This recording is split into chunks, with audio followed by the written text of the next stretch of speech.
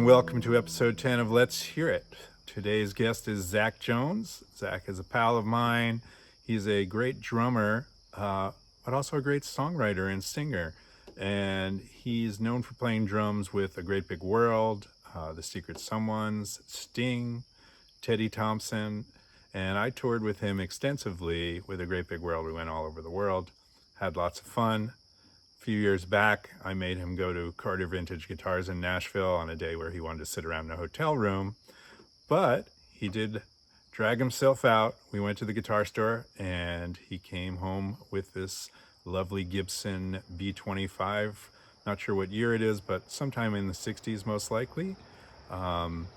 Zach also has a band called Zach Jones and the Tricky Bits, and plays in all kinds of projects and studio sessions, and very versatile musician.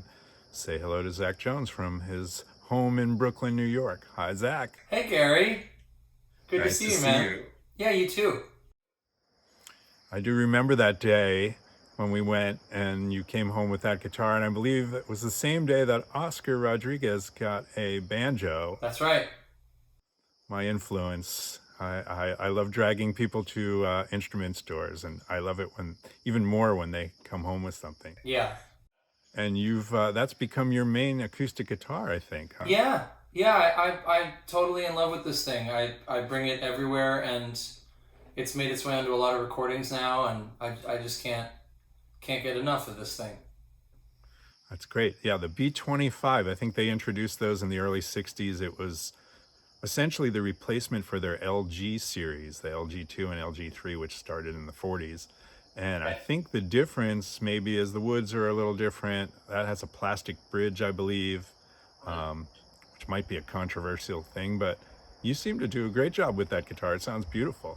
Yeah, you know, my dad, Dave Jones, is a luthier, and he's sort of offered to put a wood bridge on this a few times, but I'm hesitant to mess with the mojo of this thing at all. I just sort of love it the way it is, and the plastic bridge, you know, it doesn't go anywhere. They're very reliable. Yeah. Yeah, I love the pick guard on those too. me too. Yeah. What else do you know about it? Do you know what year it is when we got it? Do you remember what it was? 1965, I believe. Which was part of the sort of omen for me to buy it, because I'm like the 65 Beatles in particular for me is like hugely influential year of music, and probably my favorite era of theirs. And so this 65 guitar, it looks a lot like my friend Andy Stack's J45 that I've always loved. And I picked it up when we were at Carter, and I couldn't stop playing it. I think I was attracted to it because it has this cool pickguard like Andy's, but I just couldn't put it down, and I assumed it was going to be expensive like a J45 of that era was, but it was not, because I think it was a student model guitar. So yeah, it's the one time I've done that, Gary, like total impulse vintage guitar store buy, but it was so worth it. Yeah, it definitely was. And if I recall, I think the next day you went to Memphis and recorded with that guitar. Yeah, I did. That's amazing. So like when I first met you, I was as a drummer. Mm-hmm. I quickly realized, wow, this guy is actually a great songwriter and singer as well. And so did you start off as a drummer, or did you start playing guitar? I started as a drummer and sort of also in theater, like as a kid, actor, singer, around the same time. And so the singing part has always been sort of parallel to playing drums, but I didn't pick up guitar until I was like, I think I was 19 or 20. And mostly just because I wanted to start writing songs, and I didn't feel like I was a piano songwriter. I felt like I was a guitar songwriter, so I picked up guitar. Good. Well, I'm glad you did. Why don't you go ahead and play us a song? No, I'll just say that I'm not a lead player. I'm just a rhythm player, and so I love this because it's a slightly smaller body. It's really a pleasure to sit and play for hours. My arm never gets tired, and it does that like Don Everly acoustic strumming, very rhythmic thing very well. So I'll play you an Everly's inspired song of mine called "Lonesome and Blue."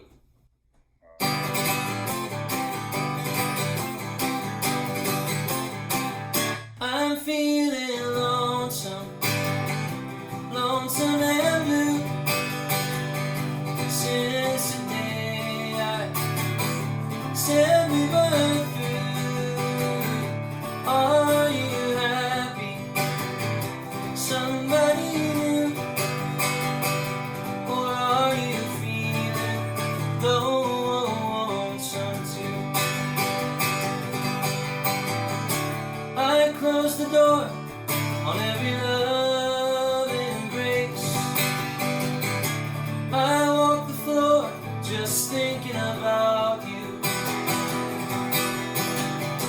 Look at me now, you see the lines on my face, lines from the days of living without you. Yeah, I'm feeling lonesome, lonesome and blue.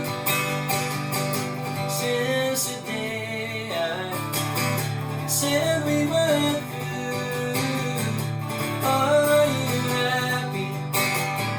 Somebody new, or are you feeling lonesome too?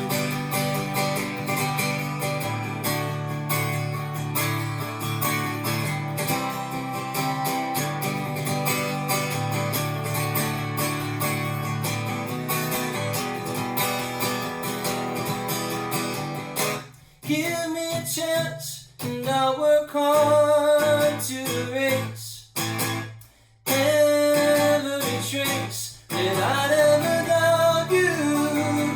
I'm feeling lonesome, lonesome and blue. Since the day I said we were through, are you happy? Somebody new, or are you feeling lonesome too? Lonesome and blue, lonesome and blue, lonesome and blue. Sweet. Well, that really does sound like an Everly Brothers guitar. Nice and strummy. It sounds beautiful. Love this thing. You need your Phil Everly, somebody you could fight with. Well, thank you, Zach. Any other things you want to tell us? What are you up to? I know you've been working back in the studio.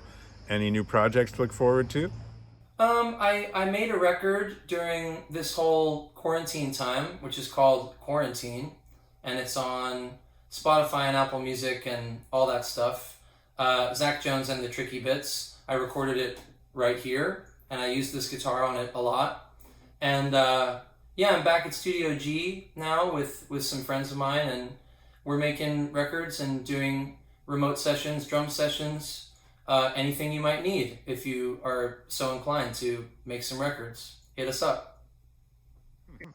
Nice. Well, I'll post links to all of that, and I hope I get to see you soon. Maybe I'll come over to Studio G when there is no more COVID. Yes. Good to see you, Gary. Thank you. I love the show. I'm a fan. All right, thanks. Well, hopefully it'll stay entertaining. We'll keep getting people to come on and show us their favorite instruments. Yeah, good. All right, Zach. Thanks. I really do hope I get to see you soon. Likewise. See you. So thanks to Zach Jones for showing us his Gibson B25. He obviously loves that guitar and he plays it all the time. I think it's been 5 or 6 years since he got it, and I know every time I see him playing guitar, he's playing that guitar. So check back again in a few days for the next episode of Let's Hear It. Please subscribe to our YouTube channel, and we'll see you soon.